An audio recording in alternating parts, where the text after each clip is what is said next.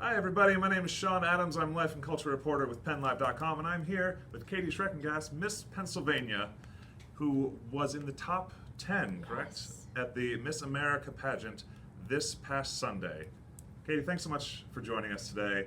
How have you spent your time since what I'm sure was a very, very exhausting process at Miss Pennsylvania? Absolutely. So I was at Miss America for 2 weeks, and when I got home, I took my contacts out, put my glasses on.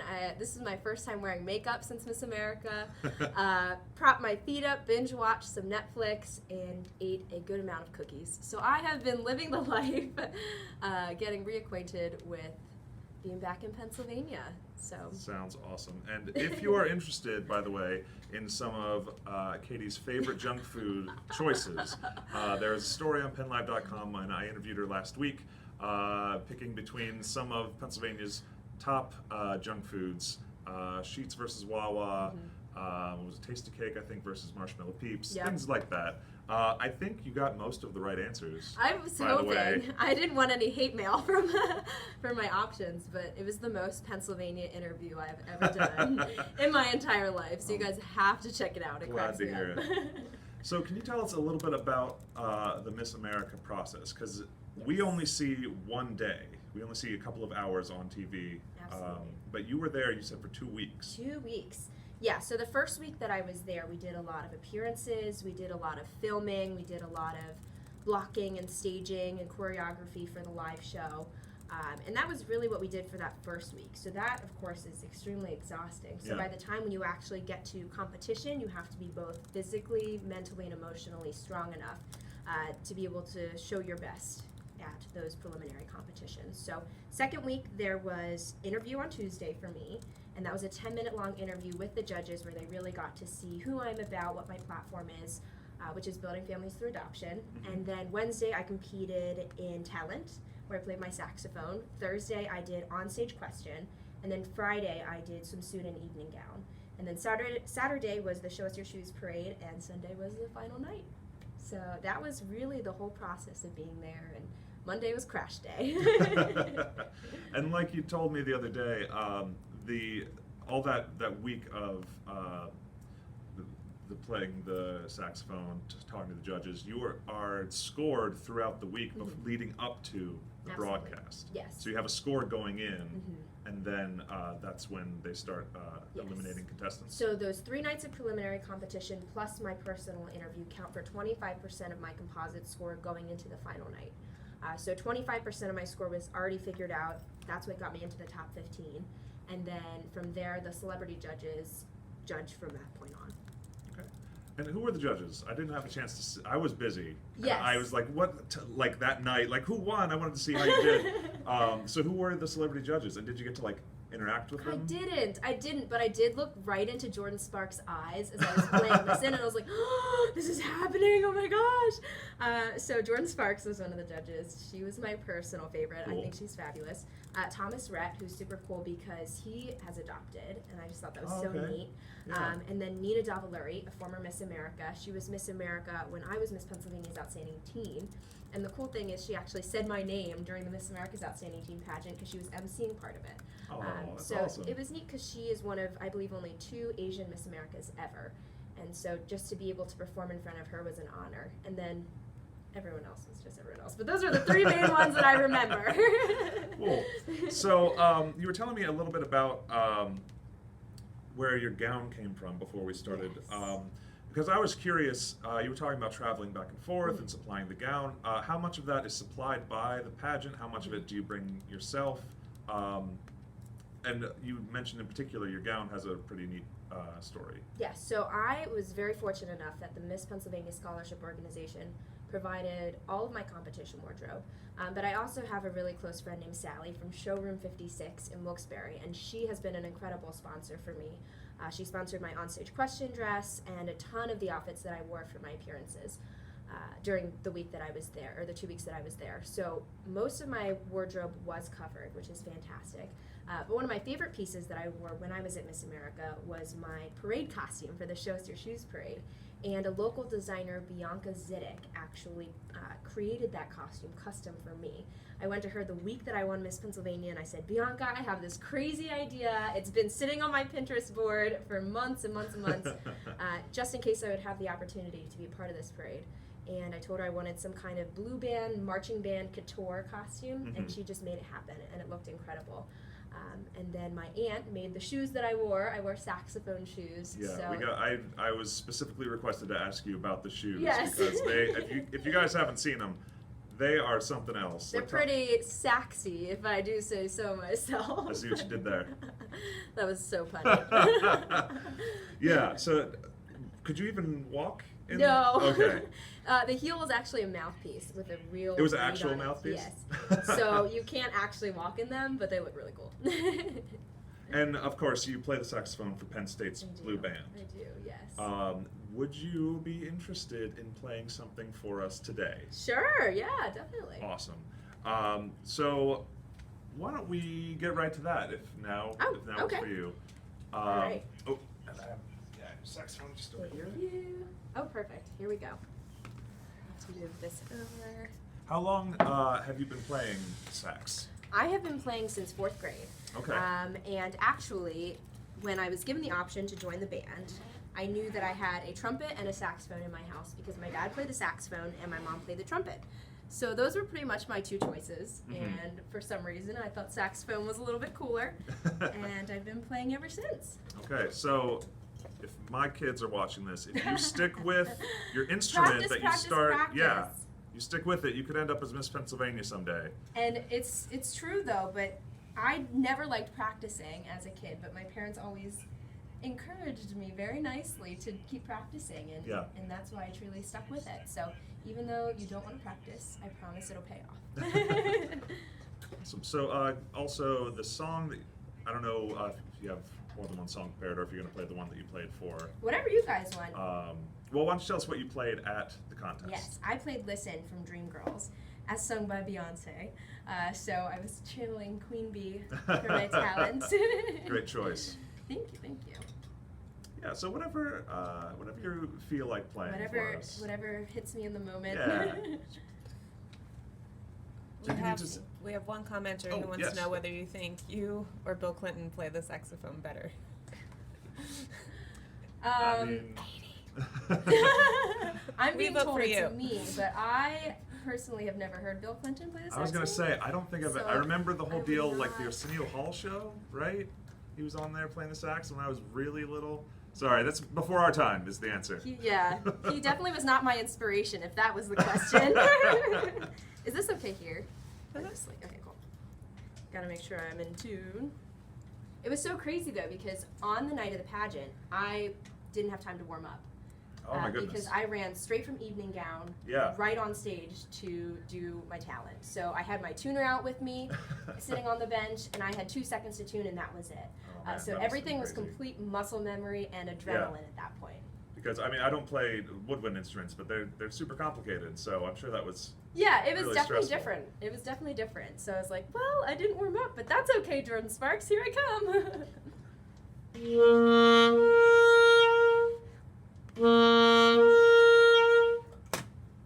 Okay. All right. All right, whenever you're ready, we have Okay. Katie Schreckengast, Miss Pennsylvania, performing on saxophone live at the PennLive office. Here we go. All right, here we go.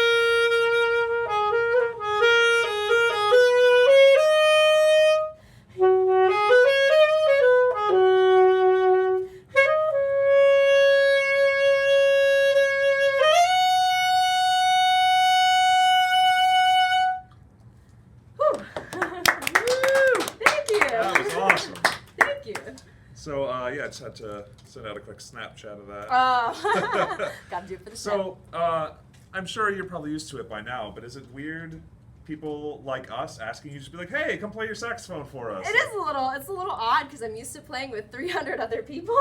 Right, right. So adjusting back to being a solo performer has been interesting, but I still like it. I still love being able to share music with other people.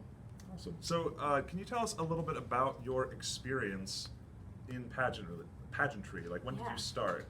So I started competing in the Miss America's Outstanding Teen program when I was 13 years old.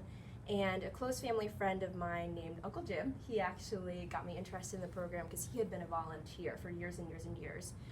So I tried it out. My first pageant was actually at the Hershey Area Playhouse. Okay. And didn't win a thing, but I loved it. I absolutely loved it. So I won my second local pageant. And after that, I was bit by the pageant bug. And I competed for 4 years until I won the title of Miss Pennsylvania's Outstanding Teen in 2013. So took 3 years off from pageantry to really focus on being a student at Penn State, being part of the Penn State Blue Band. And this past year, I decided to come back and compete in the Miss program because I was talking about adoption very openly, which is something I had never done really before on a public level. And so I realized I had a light bulb moment that the Miss America organization gives young women this crown, which really is a microphone to share their stories and share their passions with other people. And I thought it was the perfect time for me to come back, compete in the organization, and have these kinds of opportunities. But never in a million years would I have ever dreamed that it would lead to this. So I've been blessed beyond words. Well, and you talked about building families through adoption. Yes. And one of the things I thought was really interesting when we spoke last week was how people, without meaning to, will ask you know, rude, invasive questions about adoption in the process, what your family is like. Exactly. And even like mid-interview, when we got to that point, I had been kind of preparing similar questions. So maybe you could talk a little bit more about the cause, why it's important to you, Exactly. and what you're trying to get out there and let people know. So like you said, when I got to college, I finally left my hometown bubble for the first time. And I had people asking me, well, is your family your real family? And how do you feel about your real mother? My mother is right here, and she is my real mother. Yes, hi, Mom.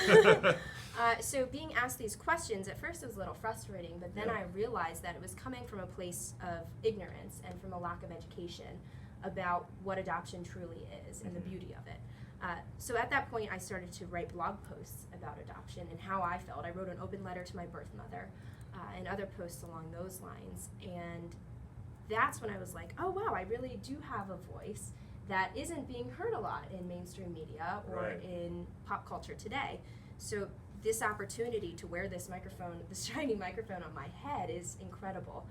So being able to educate people about the power of adoption, and by bringing my family with me on appearances, I'm able to expose people to adoptive families that may have never been exposed to them before. That is really cool. So, changing gears to slightly more frivolous topics. You mentioned the crown here that you have, and we didn't ask you to wear it. Have other people asked to wear it? Not really. Not all the time. Celine, did you say you did? You asked to wear it? I want you to wear it. Oh, I don't know. Is that where that was going? I don't know if that's necessary, but I was curious. You got the hair for it. Is that right? I mean, I would hate to impose, but He wants to. I Let me wouldn't put say my no. saxophone down, and then we'll crown you.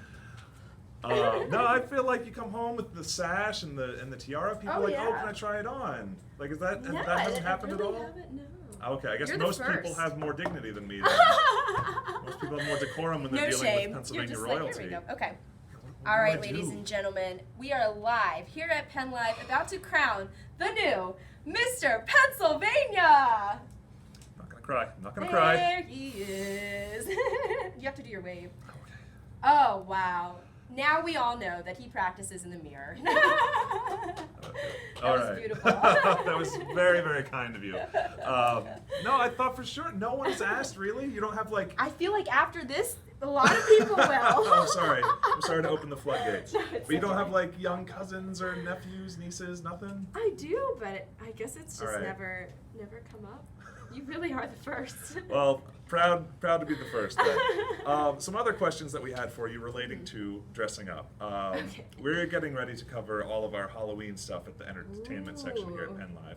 I was curious if you had any Halloween plans. I don't have any plans of places to go, but I already know what I'm gonna wear. Yes, tell me. I love tacos, and I also love Go on. Disney. So I am planning to be Taco Bell for Halloween. So Okay. I'm hoping I can figure out how to glue tacos onto a bright yellow ball gown. Oh, that is I haven't really that come is up with awesome. the actual plan yet. Maybe Bianca will help me. Yeah, you know some people who can make some I pretty know cool some stuff. people, yeah. So that is the goal. Okay, can you promise to send us some I photos will. of that costume? Oh, this is gonna live on forever. Oh my gosh, yes. That is one of the coolest Halloween costume ideas I've ever heard. Oh well, thank you. So we talked a little bit about last week when you're in Penn State, what you're up to. What are you majoring in? Broadcast journalism. Oh, okay. Yes. Awesome. Yes. Awesome. I prefer print I was journalism, but wondering. you know, broadcast is great too. No, that's really really cool. And you hope to be like a news anchor at some Yes. point. Mhm. Awesome. Yes. So, and we also talked while you're up in Penn State what you like to do up there. Mhm. What we didn't talk about is what you like to do while you're in your hometown of Palmyra, which is not far from here. Okay. And I've been through Palmyra a couple times, but I've Mhm. never like really got a chance to like hang out and see what's going on up there. So I'm all ears for suggestions while I'm in Palmyra. Okay. What should I do? Where do I need to go? Where do you need to go? Wherever Olivia Faribault is singing, you need to find her. Okay. She is incredible. She and I were on the swim team together, and she graduated a year before me, and she is performing at Funk's tonight, I believe, actually. But she has been such a huge supporter of me. She has sung at all of my charity coffee house events, and she's constantly doing things in the music scene around Palmyra. So she is another young person that just brightens up Palmyra. So wherever she is, you have to find her. She's an incredible singer. Okay, great. In addition to that, I love the football games because I used to be the drum major of the Palmyra High School Marching Band. Okay. So definitely go to one of those games as well, and I will actually be part of their homecoming festivities. So you'll have Oh, to check cool. that out as well. Yeah. So who's Palmyra's big rival? Is it Hershey? Is it LD? I think so. I think both of them. Okay. I think. I don't know. I'm old news now. All right. Also, I am assuming by your last name, Schreckengast, that you Yes. guys have some Pennsylvania Dutch ancestry. Yes. I was curious if you were familiar with the Pennsylvania Dutch dialect.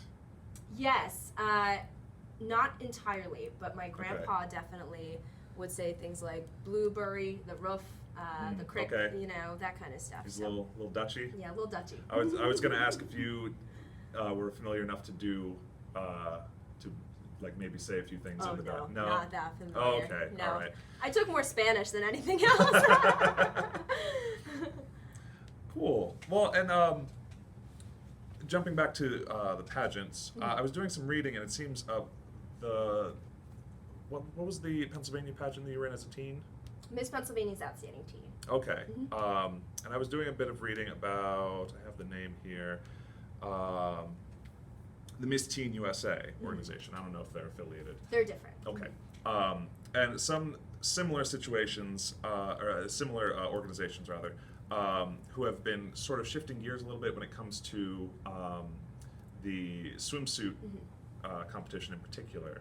And I've done some reading that Miss America is doing similar sort of shifts. And I was curious if you had any opinions on how that's being handled and the slight change of direction towards maybe a more health and fitness attitude instead of a more maybe objectifying view.